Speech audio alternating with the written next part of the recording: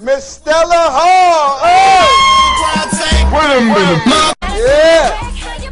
Now, Miss Stella Hall is an author right here, excellent author, and a hustler too, and just motivated, got a lot of energy, surrounding her campaign. Got a great book out right now, The Bridge of No Return. Thank you for being here, Stella. Thank you for having me. Now, first of all, I think the cover is gonna get them. That cover is hot, right? Y'all seen the cover? Sexy, I don't think once I go across that bridge, I probably wouldn't want to return either, you know what I mean? No return. Playa T didn't return. You know what I mean? He stuck out there with Stella somewhere. You know what I mean? Doing it big. Congratulations. Thank you very much. Man, gotta be excited. Very excited. What's the feedback you receiving? Well, the feedback I'm getting is that everybody is excited about me actually putting a book into a play, and I have a wonderful, wonderful playwright and producer, Anwar Shahid. Right. Yeah. Bless my cast. So you want people to buy the book, but can you give us, a brief summarization of what the book is about? Because I know it's about a young woman going to New York. Right. And just getting lost in translation, so to speak. Yes, that is correct. All my books start from Cleveland. So the young woman was from Cleveland, and she went to New York, and she fell in love with an entrepreneur, several of them, and she just couldn't, several entrepreneurs. So, okay, that sounds exciting. That was already. a bridge. So hold on, let me ask, that begs the question: is that a near and dear story towards the truth, or not per se with you, but did the truth have anything to do with that, or is that all fiction? It's fiction, so every fiction has the truth, right. But it's a lie. It's right. I got you. Because a lot of people are migrating from the city and going other places in search of their careers, so it's not a stretch of the imagination. So I'm thinking you made a play and a pun on that situation, people leaving the city and going out of state. It's a mixture. Now, have you done that? Have you gone outside the state in search of, to bolster your writing career? A little bit, but not as much. Mm-hmm. So what have you found on the road? Have you found interest in your writings? Because that's not the only book you wrote. No. You wrote also Swing Low, Sweet Chariot. Right. And there was another book also. I have Trio, and I'm working on Joe. Oh, you're working on Joe? Right now. Wow. Mm-hmm. Give it up. Mm-hmm. Give it up. So what gives you your inspiration to write these books? People and watching their everyday lifestyles and their moves and how they talk to each other on the bus if they're walking, or any conversation that I have. Right. That's my motivation. I wanted to ask you, it's no easy task writing books. I mean, everyone may think it's, I'm going to write a book. What is the biggest misconception, as far as book writing is concerned? Getting rich instantly. Getting rich. Yeah, I guess that is right.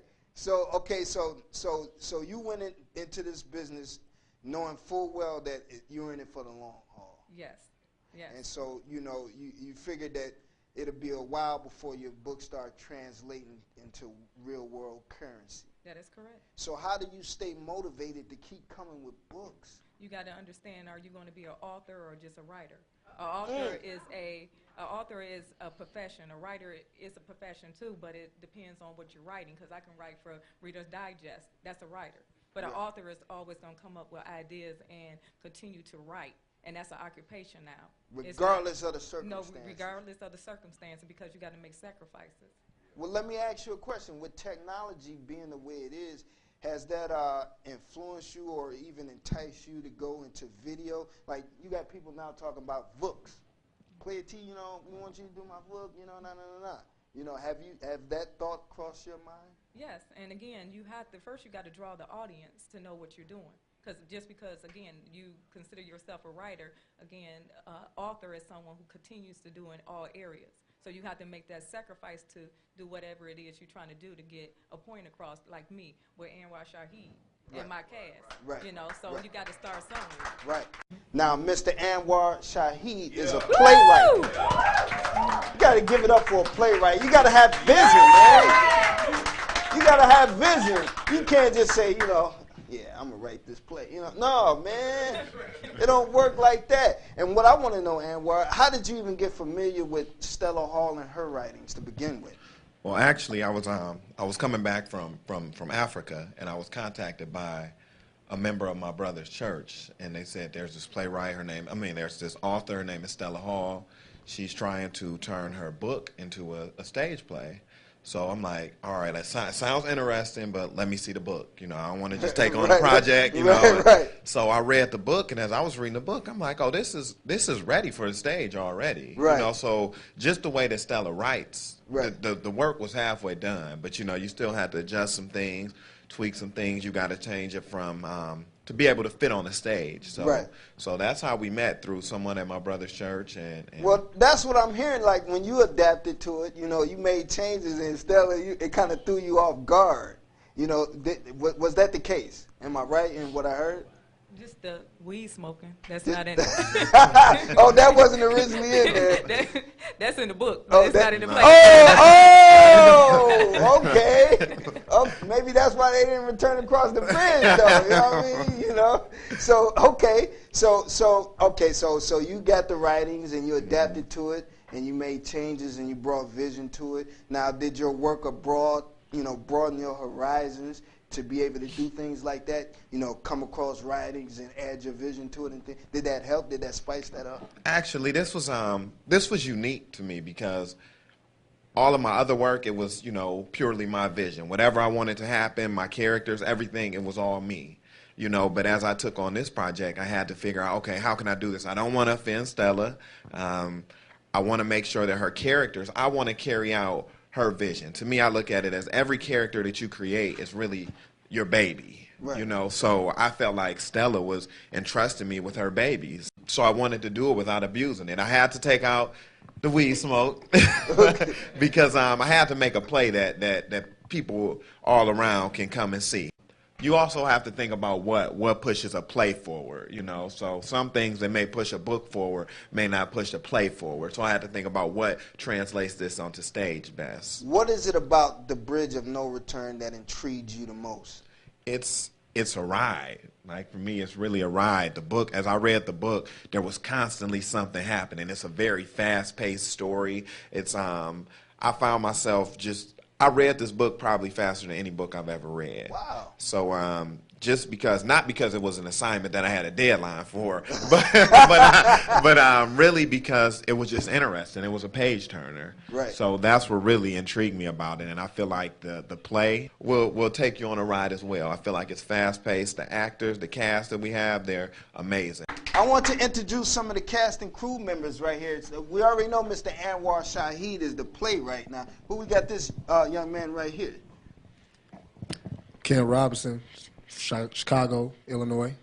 And you're an actor in the play? Yeah. Well, with my character, it was kind of almost spot on, except for he has way more money than I you know, but really it was just, you know, Stanley's he's a player. You know, you'll see that. I like that already. He's a player. I like that already. Now, this young lady, what's your name? I am Sahana, Blue Swag Suave. Sahana, Blue Swag Suave. That's blue swag in itself, though. You know what I mean? Now, what's your name, concert? Emmanuel Hooks. Born and raised in Cleveland, Ohio. I am Stacy. Okay. I'm Felicia's ex-boyfriend. I guess someone. So she left you to go to New York. Exactly. Oh, and I'm jilted lover. Now, Kiki, we know Kiki Siggers. Now we got my guy too. What's your name, sir? My name is Alvin Frazier. I play the role of Patrick Fitzgerald. Now, Felicia, when she goes to New York, I'm the guy. I'm the guy. Yeah. So you the man with all the juice, huh? You could say that. You could say that. Are you being asked to be a sex symbol too? Yeah, something like that. Now, this young lady, you're part of the play too. Yes, what's your name? My name is Sabrina McPherson. And what do you play in the play? Well, my name is Lisa Gomez, and I'm the carefree, free spirit, gossip girl. Who, the gossip girl. All over the place. I love to love. Let's give a round of applause. Yeah. And of course, we got the wonderful author of the book, Miss Stella Hall, right here. How proud are you to have all these wonderful individuals to buy into what you got going on. Words cannot explain.